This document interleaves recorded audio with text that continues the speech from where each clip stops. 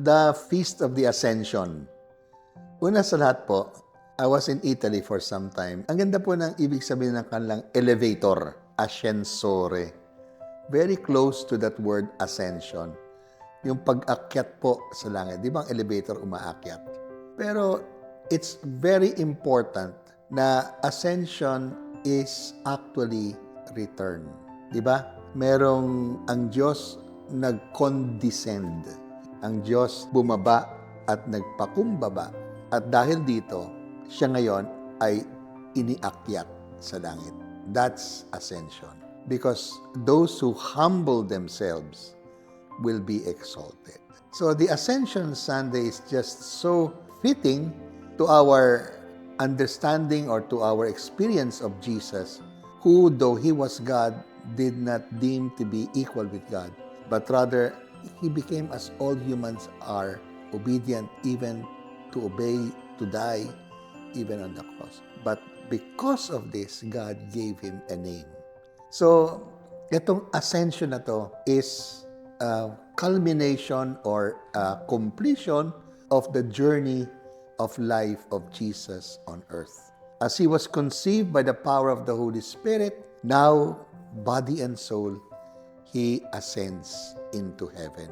Meron pong maganda dyan sa ascension na rin yan. 40 days na after Easter. 40 days means po, may 40 days of Lent tayo, plus 1 Holy Week, tapos may 40 days tayo after Easter, at plus after Ascension, another week, actually 10 days in Pentecost. Kita niyo po ba? This whole beautiful season. So, Ascension is the 40 days after Jesus rose from the dead, after the resurrection. Well, it's also saying that the angel would say that just as you saw Him go up to heaven, He will come back to you. And so we would say that the ascension is Christ has died, Christ is risen, Christ will come back again. The ascension is also a promise that He will bring us also on the last day, body and soul, to heaven. And so ating pong faith, I believe in Christ, I believe in the resurrection of the dead.